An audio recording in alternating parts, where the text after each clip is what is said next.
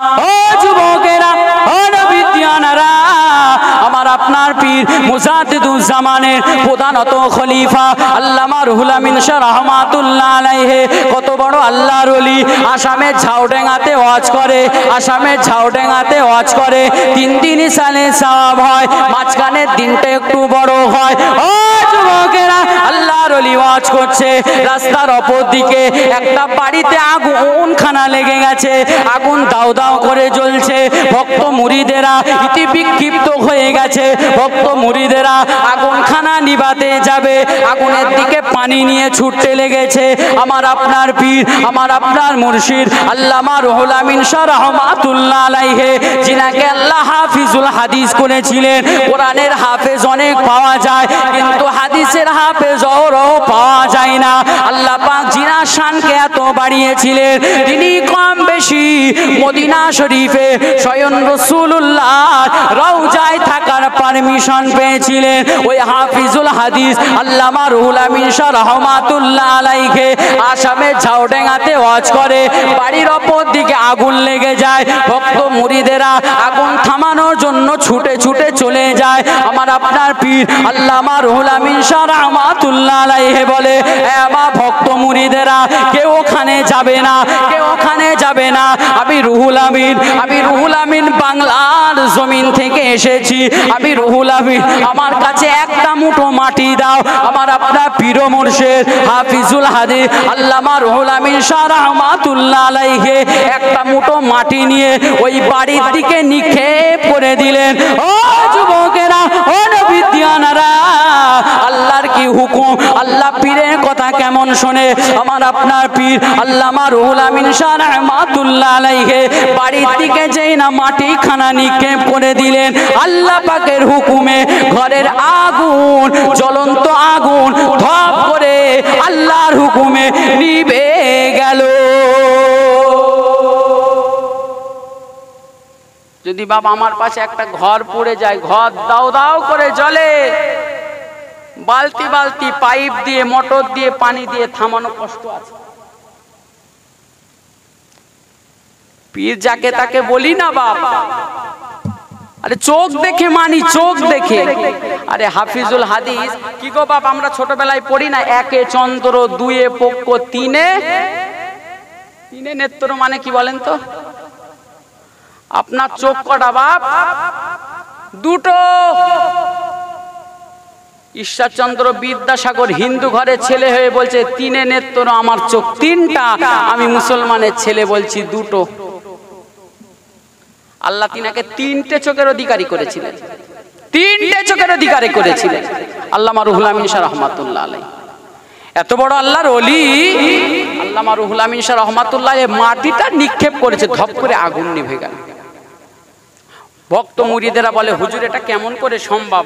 আল্লামা রুহুল আমিন সাহেব বলেছিলেন, এই আমার আসামের ভক্ত মুরিদেরা, আমি রুহুল আমিন অন্য কিছু করি না, আমার দিলে একটু নবীর ভালোবাসা আছে, আল্লাহর হুকুমগুলো মানি।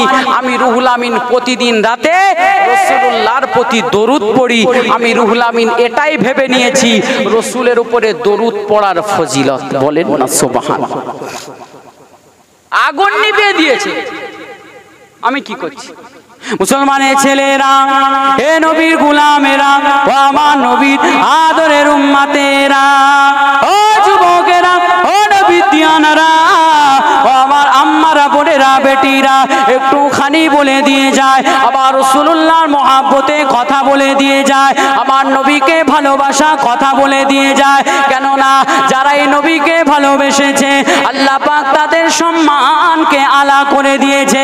একটা কথা বলে দিয়ে যায়, কঠিন কিয়ামতে ময়দানে মাহশারে সকল নবী আলাইহিমুস সালামরা নফসি নফসি নফসি নফসি করবে। ইব্রাহিম খলিলুল্লাহ নফসি নফসি করবে, আদম সফিউল্লাহ নফসি নফসি করবে, নূহ নবিউল্লাহ, এমনি করে সমস্ত নবীরা নফসি নফসি করবে। ওই দিনে আমার আপনার নবী মুফাক্কারে মাওজুদা সাইয়্যিদুল মুরসালিন শাফিউল মুজনাবিন নবী আমার বলবে, রব্বি হাবলি ইয়া উম্মতি। ওই জন্য বলি যে কঠিন কিয়ামতের দিনে কেউ কারণ হবে না। কিয়ামতের দিনে এমন কিছু মা দেখা যাবে নিজের বুকে, নিজের বেটির বুকের ওপরে পা দিয়ে চলে যাবে। এমন কিছু বাপ দেখা যাবে নিজের ছেলের বুকের ওপরে পা দিয়ে চলে যাবে। ওই কঠিন কিয়ামতের দিনেতে কেউ কারো মনে রাখবে না, আবার আপনার নবী মনে রাখবে। তাই তো বলি আমার রাসূলকে ভালোবেসে নাও, আমার রাসূলকে মহব্বত করে নাও। ও যুবকেরা, আল্লাহ নবী 1 তারিখে মসজিদে নববী শরীফে বসে আছে। আল্লাহ নবী সাহাবায়ে কেরামদেরকে নিয়ে বয়ানখানা করে। আল্লাহ নবী বলেছিলেন, ও বাবা সাহাবীরা, ও বাবা সাহাবীরা, মান আহাব্বা সুন্নতি ফাকাদ আহাব্বানি ওয়া মান আহাব্বানি কানা মাই ফিল জান্নাহ। আল্লাহ নবী বলেছিলেন, ও বাবা সাহাবীরা, আমি নবী আমার সুন্নাতকে ভালো না বাসতে পারলে সে আমি নবী আমাকে ভালোবাসতে পারলো না। আল্লাহ নবী এই হাদিস খানা শুনিয়ে দিলেন। আল্লাহ নবীর কলিজা ছেঁড়া সাহাবী হযরতে সালাবাতুল আনসারী আল্লাহ নবীর কদমেতে পড়ে যায়, আল্লাহ নবীর পায়েতে পড়ে যায়। আসসালামু আলাইকা ইয়া রাসূলুল্লাহ হাবিবাল্লাহ, ইয়া রাসূলুল্লাহ হাবিবাল্লাহ। আমি সালাবা, আপনার তো সব সুন্নাত মানতে পারেনে ইয়া রাসূলুল্লাহ হাবিবাল্লাহ, তাহলে কি আমি আপনাকে ভালোবাসি না? তাহলে কি আমি আপনাকে মহব্বত করি না? আল্লাহ নবী সাহাবী হযরতে সালাবাতুল আনসারী আল্লাহ নবীর সামনে ডুকরে ডুকরে কাঁদে। আবার রাসূলুল্লাহ বলে, ও বাবা সাহাবী, ও বাবা সালাবা, তোমার কি হয়েছে বাবা, তোমার কি হয়েছে বাবা? আল্লাহ নবী সাহাবী হযরতে সালাবাতুল আনসারী বলে, ইয়া রাসূলুল্লাহ হাবিবাল্লাহ, ইয়া রাসূলুল্লাহ হাবিবাল্লাহ, আপনি জানিয়েছেন আর নিকাহ মিন সুন্নতি ইয়া রাসূলুল্লাহ হাবিবাল্লাহ, বিবাহ হলো আপনার সুন্নাহ ইয়া রাসূলুল্লাহ। আমি সালাবাতুল আনসারী এখনো বিবাহ করেনি ইয়া রাসূলুল্লাহ, তাহলে কি আমি আপনাকে ভালোবাসতে পারবো না? আল্লাহ নবী বলেছিলেন, ও বাবাজি সালাবা, দুঃখ নিও না বাবা, কষ্ট নিও না বাবা, আমি রাসূলুল্লাহ আজই তোমার বিবাহর ব্যবস্থা করে দেব। নবী ওয়াজ করছে মসজিদে নববীতে। সাহাবায়ে কেরামদেরকে একটা হাদিস শোনালেন, বাবা সাহাবীরা, আমি নবী আমার সুন্নাতকে ভালো না বাসতে পারলে আমি নবী আমাকে ভালোবাসতে পারলে না। আর তার কিছুদিন পরে রাসূল হাদিস শুনিয়ে দিয়েছে, আর নিকাহু মিন সুন্নতি, বিবাহ আমি নবী আমার সুন্নাত। আল্লাহ নবীর সাহাবী হযরতে সালাবাতুল আনসারী আল্লাহ নবীর সামনে শুধু ডুকরে ডুকরে কাঁদে। সাহাবী সাহাবী, আমরা তো সাধারণ মানুষ, আমাদের কোনো কান্না আসে বাপ? কোনো কান্নাই নেই। সালাবাতুল আনসারী কাঁদছে, নবী বলে, বাবা সালাবা কাঁদো কেন, কাঁদো? বলে, ইয়া রাসূলুল্লাহ, আমি সালাবা এখনো বিবাহ করি না, আপনার ওই বিবাহ নামক সুন্নাতটা মানতে পারিনি, তাহলে আমি মনে হয় আপনাকে ভালোবাসতে পারলাম না। আল্লাহ নবী বলেছিলেন, বাবা সালাবা বিবাহ করনি কেন বাবা? কিসের জন্য বিবাহ করনি? সালাবাতুল আনসারী বলে, ইয়া রাসূলুল্লাহ, আমি সালাবা একটু বেটে, আমার ঠোঁটগুলো একটু ফোলা ফোলা, আমি সালাবা একটু কালো, মদিনা আর মক্কার কোনো মানুষ আমাকে মেয়ে দেয় না। আরে আল্লাহ কোরআনে বলছি, ওমা আরসালনাকা ইল্লা রাহমাতাল লিল আলামিন, আমি আল্লাহ আমার হাবিবকে দয়া মায়া ভরা নবী করে পাঠিয়েছি। বলেন না সুবহানাল্লাহ। আল্লাহ নবী বললেন, বাবা সালাবা, তুমি দুঃখ কষ্ট বেদনা কিছু নিও না, আমি রাসূলুল্লাহ মক্কার সব থেকে সুন্দরী মেয়ের সাথে আমি রাসূলুল্লাহ তোমার বিবাহ দেব। বলেন না সুবহানাল্লাহ। আল্লাহ নবী বলে দিলেন, বাবা সালাবা মক্কায় চলে যাও, আব্দুল ওহাবের বাড়ি একটা সুন্দরী মেয়ে আছে,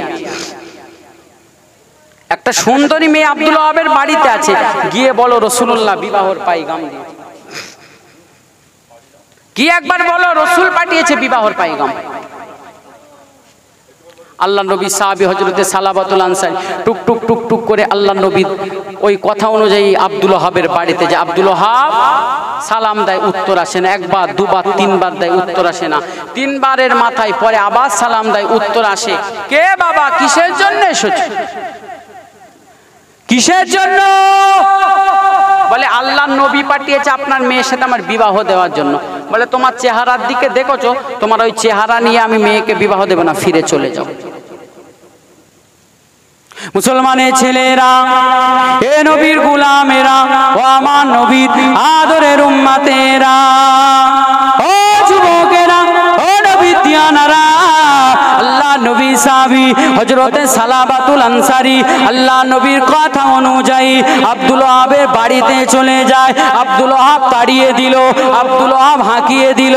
আল্লাহ নবী সাহাবী হযরতে সালাবাতুল আনসারী টুকটুক টুকটুক করে আল্লাহ নবীর কাছেতে গিয়ে হাজির, আল্লাহ নবীর সামনেতে গিয়ে হাজির। আসসালামু আলাইকা ইয়া রাসূলুল্লাহ হাবিবাল্লাহ, আসসালামু আলাইকা ইয়া রাসূলুল্লাহ হাবিবাল্লাহ। আল্লাহ নবী সালামের জবাব খানা দিলেন, আল্লাহ নবী সালামের উত্তর খানা দিলেন।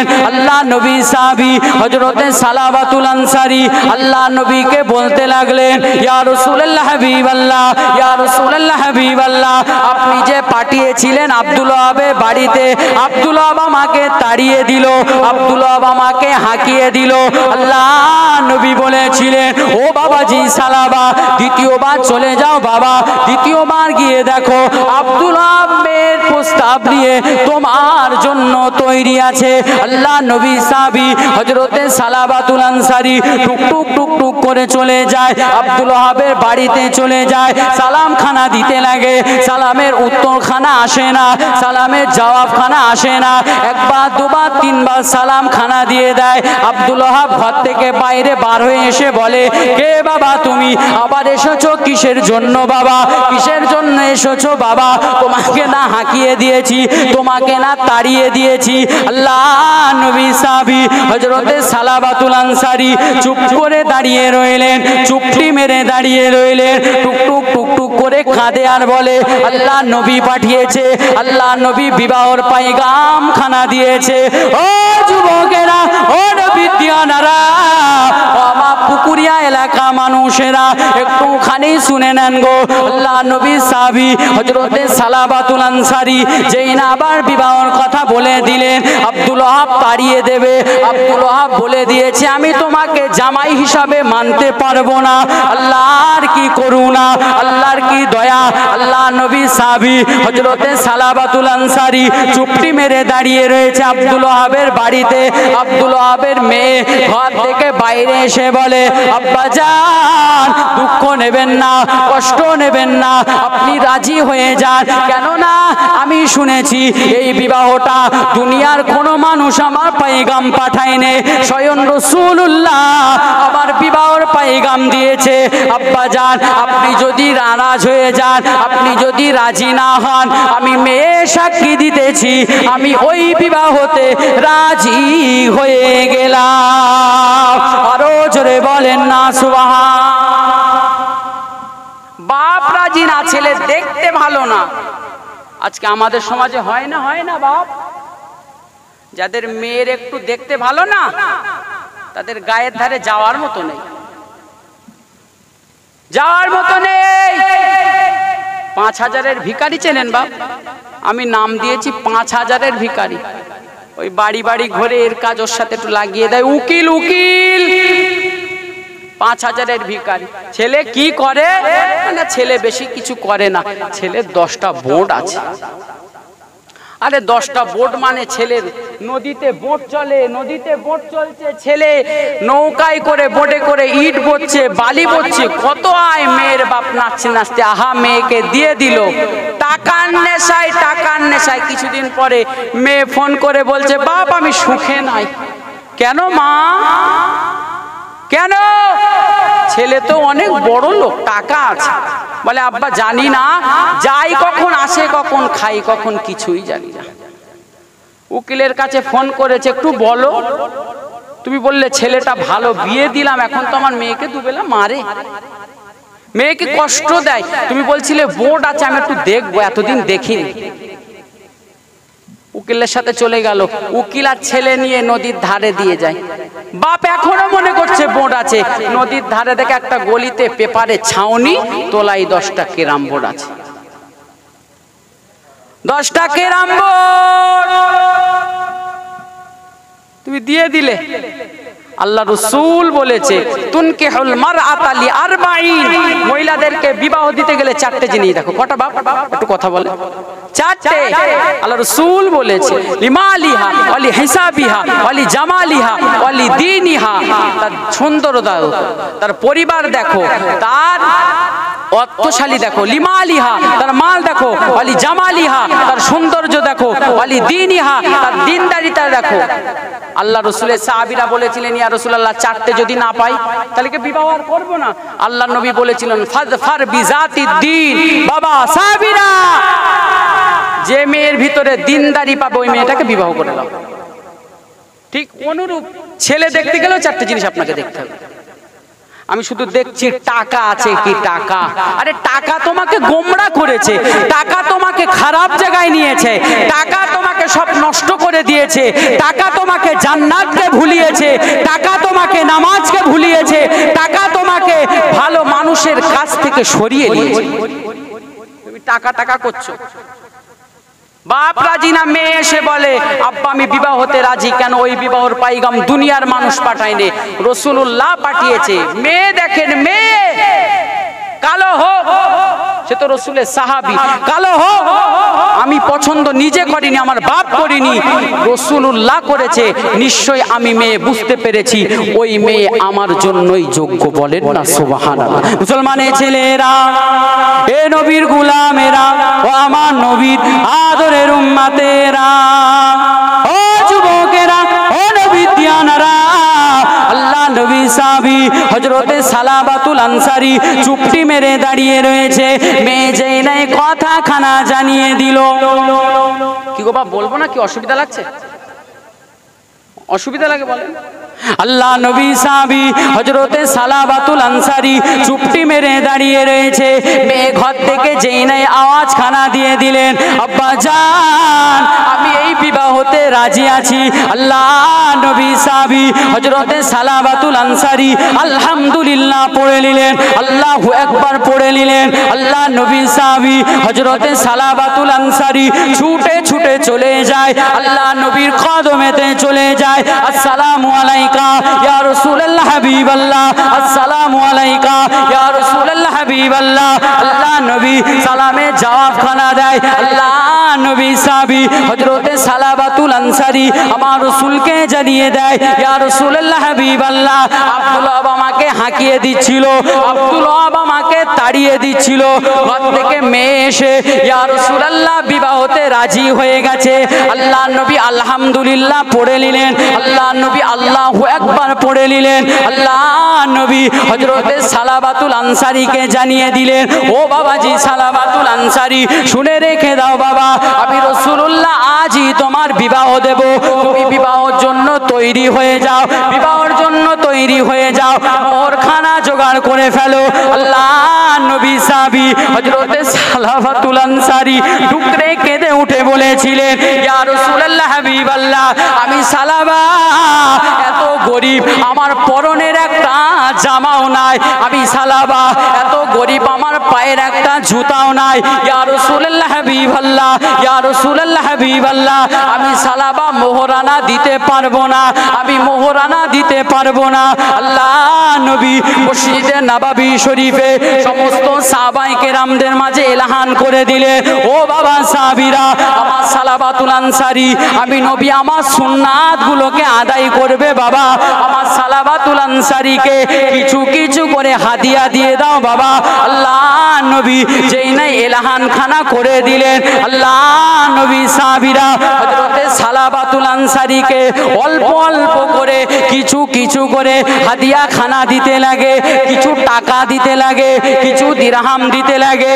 আল্লাহ নবী সাহাবী হযরতে সালাবাতুল আনসারী দিরহাম গুলো নিয়ে আল্লাহ নবীর কাছেতে চলে যায়। আল্লাহ নবী বলেছিলেন, ও বাবাজি সালাবা আমি রাসূলুল্লাহ এই মাত্র আল্লাহ আমাকে জানিয়ে দিলে এই বিবাহতে স্বয়ং আমি রাসূলুল্লাহ একা খুশি না, আমি রাসূলুল্লাহ একা রাজি না, স্বয়ং আমার আল্লাহ পাক তিনিও রাজি হয়ে গেছে।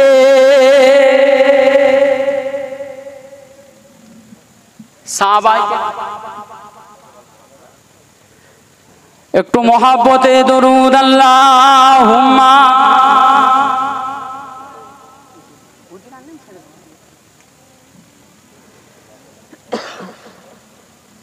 খুব মহাব্বতে আল্লাহুম্মা।